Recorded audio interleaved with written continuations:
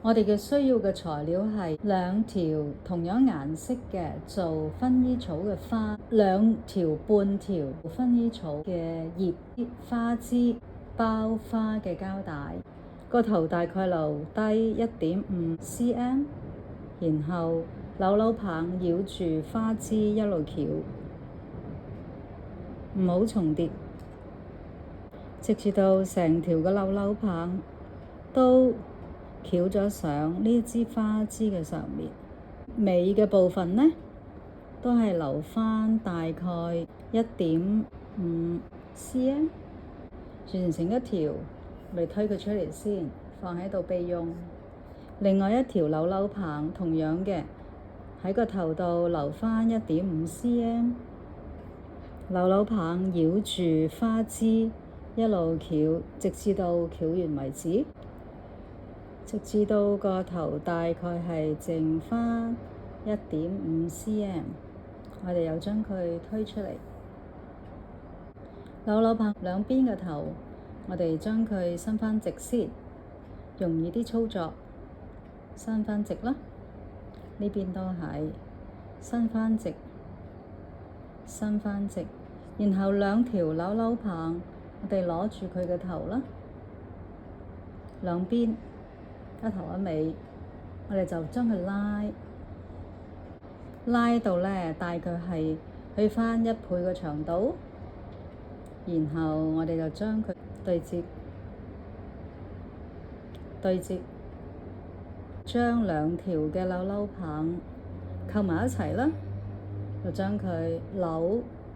2下鎖實咗，將佢嘅尾部揾一條比較長啲嘅嚟將佢翹埋一齊。薰衣草嘅花已經完成啦，攞一支嘅花枝，將佢攝入呢個頭嘅，唔使攝得咁入。然後就攞呢條嘅綠色嘅膠帶，呢條膠帶呢，一路翹係一路要掹薄佢，佢先有膠力嘅。我一路翹，首先將佢掹薄少少先，然後喺個頭嘅位置，我哋翹2-3下，等佢黏實咗啦，然後就可以螺旋形咁樣向下翹啦。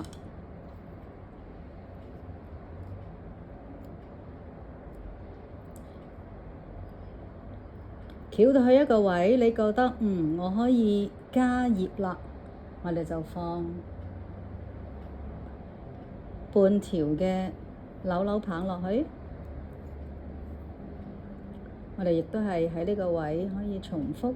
2-3次，然後你覺得差唔多啦，可以加埋另一條嘅葉落去啦，亦都係同一個位置。首先我哋擰2-3下先，然後螺旋形咁樣一路扭落去，最尾我哋可能要重疊返，等佢黐嘅，咁佢就黐得好啲。我哋就可以幫呢個薰衣草做下形咯喎，葉可能彎彎地啦，另一邊葉都係彎彎地。薰衣草可以稍微嘅向下啦，呢支嘅薰衣草就完成咗啦。